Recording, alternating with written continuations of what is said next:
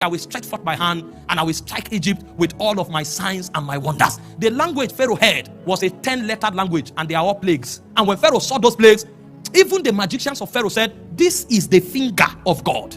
This man is not talking because he read a book. He's talking from a realm where oracles beyond time dwell.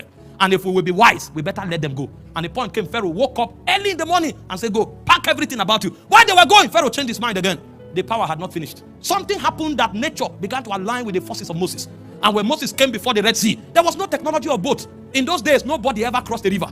If you meet a river, go back, go and look for a mountain, because there was no intelligence by which mortals could walk across waters. And Moses came and stretched his rod. And the Bible said with the blast of his nostrils, he parted the Red Sea. And he said Moses and his men walked on dry ground. Pharaoh thought it was coincidence. And he said, Pharaoh, as saying that it was a joke, tried to walk and he drowned. He drowned. That became a memorial. And so everywhere Israel went to, there was a tale that these men, any city they enter, they lick the people up because their God is in their midst. A point came that nations began to tremble when they say Israel is coming. So much so that Balak needed to hire Balaam to curse them, because he knew that these people are not just a race. There's a power that dwells in their midst.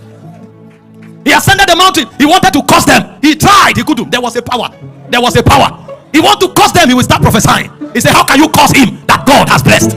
How can you curse? He said, for there is no, oh my God, oh my God. You have witnesses, we rise. When they drop charm for you, you walk up, you match it.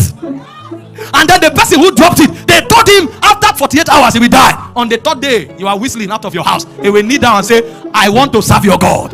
He said, there's no enchantment against Jacob. There's no divination against Israel. He said, the shout of the king is in their midst. They didn't know what was happening on the mountain, but the lion dwelt there. There was an oracle that no powers under heaven could defy, because a king dwells in their midst. It takes power to be a witness. Every time you find witnesses, there are supernatural elements. Those supernatural elements come to validate them, that these ones are ambassadors of another aeon. They came from another age. They are citizens of another civilization. The words they speak, they are oracles of an ancient spirit. And if you assume that what they are saying is English, touch them. My heart is burdened, because I want to see the powers of the ancients. What happened to us that no man can speak again and the sun will obey? What happened? How did Moses part the Red Sea? What happened? That a man can walk into the strongest civilization of his time. You don't dare Pharaoh. Pharaoh was called a god. He's a sun god. You don't appear before Pharaoh, you are in trouble. But a man came with his staff and said, let my people go, that they may serve me. And one man can destroy a whole civilization. There was an economic system. There was a military system. The architectures of human intelligence were there. But he came with a power that had no regard for human protocol. What happened to us?